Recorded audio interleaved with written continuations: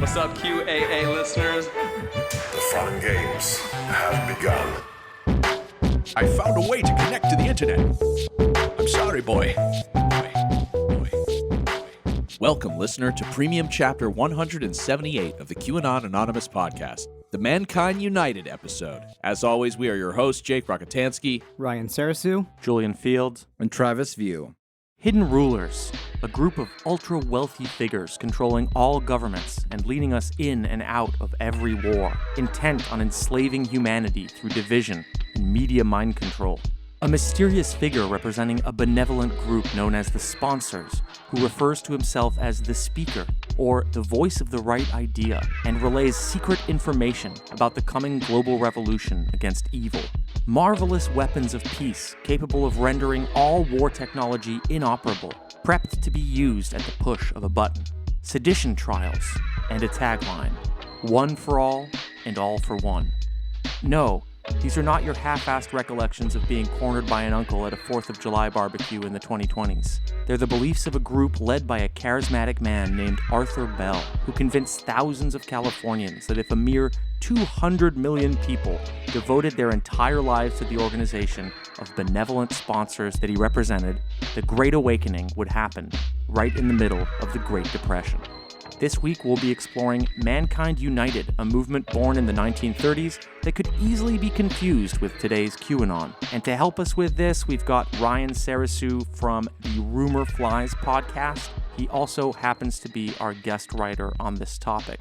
So, before we get too esoteric, how's everybody doing? Better every day. Pretty good. Great. Okay. Unspecific? You guys been watching? I've been watching the January 6th hearings. They recently had one where they showed outtakes from Trump's sort of speech that he gave the day after, and then which he kind of like stumbles over the word yesterday, and then like does multiple takes, and then rewrites the script on the fly with help from Ivanka.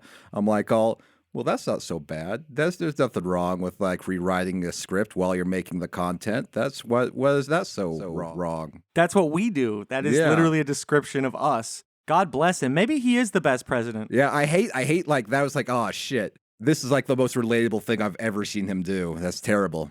Mm-hmm. The only thing I very vividly remember from watching while I was writing yesterday, while watching the J6 committee, was them having a picture of one of the Situation Rooms in the White House, and for some reason they felt the need to Photoshop a still of Fox News on the TV, and it was very clearly up there. And I'm not sure which poor bastard intern had to do that, but just got to make it look good for everybody.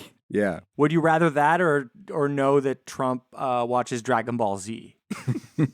Yeah, I don't want to feel any more sympathetic towards anybody in the situation. So maybe, yeah, I'd rather that. He recently flew off the handle when he found out that they were about to reveal that Frieza is bisexual, which I wish I was making up, but that was a Kotaku article recently. So Wait, really? I've been in France dodging fires. It's Figuratively or literally? No, very literally. A fire displaced the wedding I was attending, and then we came to Paris, but there were fires on the way. And I've never seen it so smoggy. It was very hot, and now we got some healing rain going on. But at least I've had my favorite dish about 3 or 4 times in 3 or 4 days. Now I feel bad. I was going to complain about how bored I am by the Jan 6 hearings, but now I feel bad saying that, knowing that Julian is literally running for his life from apocalyptic fires. Yeah, I can come by your house while you're watching that and set it on fire if you want. You could. Yeah, I think last night, in my bed at like 3 a.m., Teddy's got a cone right now. It's a long story, but everybody's up. Teddy's got a. I'll post a pic or something so people can see. It's really cute. And it's not like a Joe Biden cone of beautiful soft serve. No. It is a Richard Nixon cone of hard plastic that smells like the vet. Or chocolate chip. Yeah. Can we talk about how our venerable leader has COVID days after saying accidentally that he had cancer in his speech? Yeah. Things are great. Things are good. Things are great. No, I was going to say, after laying in bed at like 4 a.m., reading like the 100th thread in like a boop, boop, boop tweet thread and being promised over and over how many guilty verdicts and how many crimes, just the amount of crimes, committed. I was like, I can't look at this. You know what?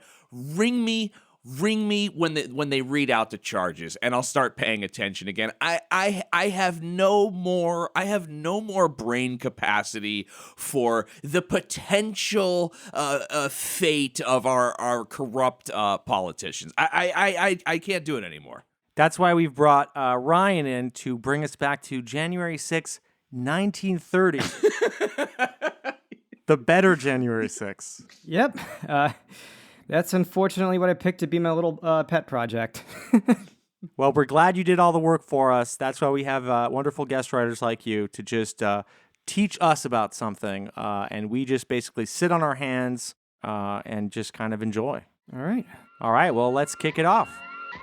Mankind United, later known as Christ Church of the Golden Rule, was a cult founded by Arthur Lober Osborne Bell, or at least that's what the most accurate guess to his full name is. It was predominantly active between the mid-1930s and the early 1950s.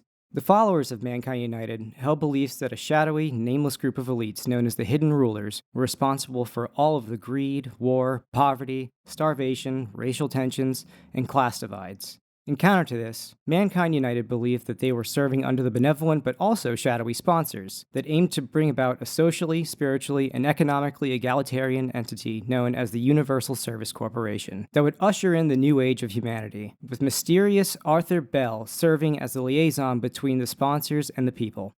Instead of bringing economic and social equality to his followers, Bell would bring social and economic ruin to nearly every business and individual that made the mistake of trusting him, all for him to vanish without a trace and without any true recompense. Oh, man.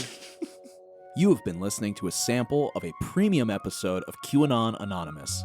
We don't run any advertising on the show, and we'd like to keep it that way. For $5 a month, you'll get access to this episode, a new one each week, and our entire library of premium episodes. So head on over to patreon.com/QAnon Anonymous and subscribe. Thank you. Thanks. I love you. Jake loves you.